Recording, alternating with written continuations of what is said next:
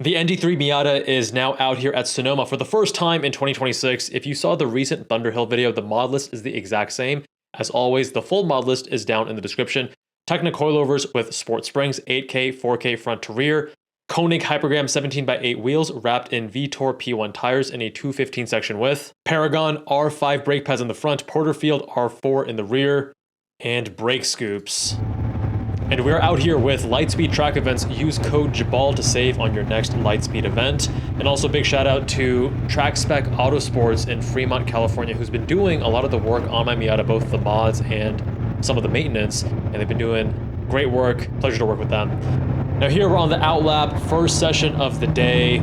And the Miata is feeling a lot better in 2026.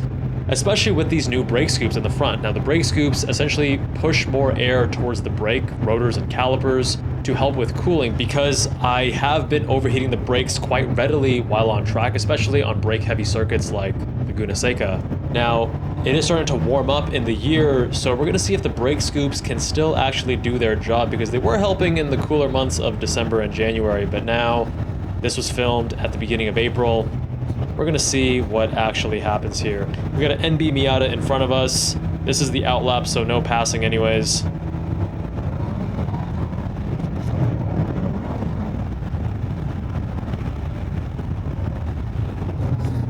And now about to start the first flying lap. We're really on the tail of this NB Miata. Hopefully he gives us a point by. Come on, buddy.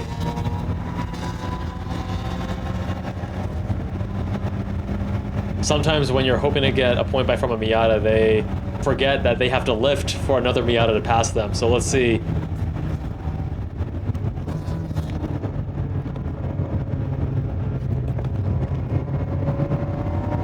There we go. Come on, buddy, you gotta lift. You gotta lift. There you go. We're so used to being the slowest cars on track that having to lift to let another car pass is oftentimes novel to us. And this is my first time at Sonoma with the new tire compound, because previously I was running Falcon RT 615K Plus, which are a prior gen very low grip. And remember here, we only have 215 section widths, and these Vitour tires are getting towards the end of their life, but still a lot grippier than those RT 615K Pluses. Not off to a good start this lap. We are a 10th down. Turning a bit more speed into turn 4 here, asking a lot of the car and have to correct to catch the tail. We are now up by 0.05 of a second, almost a full 10th now. Full throttle here, turn 5 in the Miata.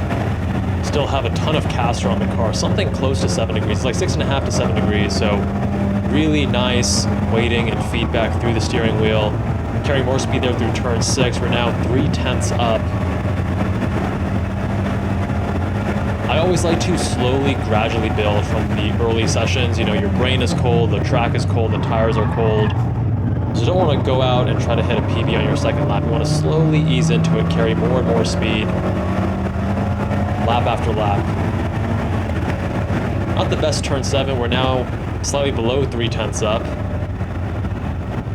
I also forgot to actually adjust my Tecna Coilovers, so I'm running 10 clicks from stiffest in the front and 15 from stiffest in the rear. Ideally, I would be full stiffness front and only 5 clicks away from full stiff on the rear. So that is also impacting some of the immediacy of the car, but nothing really major. But in subsequent sessions, I will actually be tightening things up a little bit. Another little micro correction there. Now 0.6 up. This is going to be a new PB for me with the ND3 Miata at Sonoma across the line in a 1:54.48, but I think there's more time to be had, so let's see what we can do here. And now running into some traffic, so we're going to skip ahead to the next lap instead. Come on, Porsche, give us a point by. All right, thank you. A little bit delayed, but better late than never. Want to have a good exit on this final turn 11 here to ensure that we have the most speed on the main straight. Because of the traffic, we are quite a bit slower on this lap, a 1:56.01, but we will be carrying more speed on the subsequent laps. See the M2 behind me and getting ready to give him a point by if he is close enough for one. But here on turn 2, he's actually quite a ways back. Gonna get over to the right-hand side at turn 3. Really use that compression. Get a lot of grip turning left. 3A turning right. It's a bit blind. And there we go. 3/10 up now. The BMW is still further behind now. Having to catch it again. Turn 4 off camber.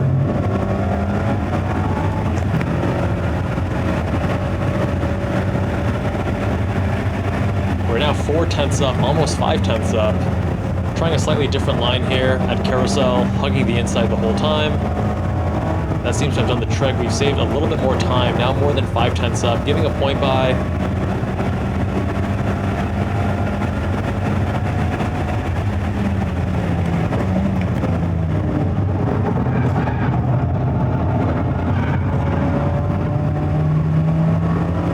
Not the best turn 7, but it'll do.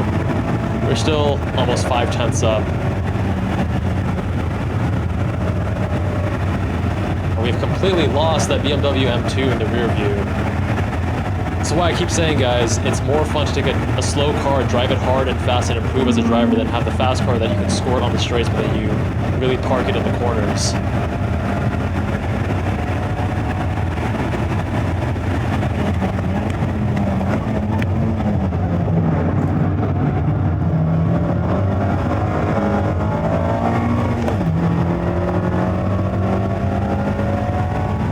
We're still going to set a PB of a 1:53.54, letting both of these BMWs pass. They are far quicker cars. Let's give them the space that they need. Now, as the day progresses, unfortunately, the brake scoops do not do everything that we're hoping for in terms of fixing the brake fade. As the day gets hotter and you're pushing the car lap after lap, you do get brake fade again, which is quite frustrating, but there is a fix coming soon. Are getting slowed down and not happy about that. Guy misses the apex, but hey, he gives us a point by. Thank you, sir. We'll be on our way. So that permanent fix should be coming soon, and that will be fixing the one main issue I have with the ND3. In hindsight, for those who are wondering, I actually wish that I did not get the Brembo BBS Recar package with my ND3 because I very quickly overwhelmed the brakes. And many people, if you go online, you search the forums, people will tell you if you're going to track, then you got to get the Brembo BBS Recaros because the Recaros, they're much better seats, and then the Brembos because they're going to, the better calipers, they're going to withstand track duty a lot better. But what my buddy Alex told me, and I very much agree with him now, he's like, well, Kevin, you have to keep in mind when you're online and you're asking for advice or you're researching what you should do in terms of your car purchasing decision, keep in mind who the average person is at a track day. And most people who go to the track are not necessarily going to be really pushing their car quite as hard. There's a lot of beginners, there's a lot of intermediates, and there are a smaller number of people who are really pushing the car at a higher level and overwhelming the car. So he's like, if you have, I actually only met Alex midway through last year when I started tracking. He's like, if you asked me before you bought the car, I would have told you absolutely do not get the Brembo BBS Recaros because you guys will see what the solution actually is, but the Brembos, the factory Brembos are not the answer if you are going to be pushing the car hard on track. And that's a piece of advice that I wish someone had told me, so I'm going to include it here in this video in case it helps anyone else. Again, if you are newer to the track, if you're not as advanced of a driver, I don't think it is going to hold you back anytime soon. But if you do have some experience and you are quicker on track, then you will very quickly overwhelm the Brembos. And it is admittedly very difficult to be truly objective with ourselves. The overwhelming majority of guys are going to overestimate their level of driver competence, right? That's why in high intermediate, which is what we're in right now, or advanced group, you find people who probably shouldn't be there, like this BMW M4 driver going very slow, point by, going quite wide, and then I have to honk to just let him know, hey, please don't come all the way here, and please don't hit me. We do have open passing in this group, and I actually err on the opposite side where I tend to always feel inadequate, which is a blessing and a curse, and I talk about that in a separate video that you can find linked below called the Inadequacy Paradox. That's actually why I didn't run advanced group at all. I didn't feel like I was worthy until Fenton from the Zygreen channel actually encouraged me maybe about a year, or I think about a year ago actually, maybe 2 years ago, to go into advanced group. And I'm glad I listened, because getting to advanced, I felt, okay, I feel like the track awareness here is more what I was expecting and hoping for. And paradoxically, advanced group can actually be safer in that way. But anyway, my friends, that is an update on the ND3 Miata out here at Sonoma Raceway. It's been a lot of fun rolling with this car. There are more mods to come, a lot of exciting stuff, so subscribe if you haven't already, and I'll see you all in the next one.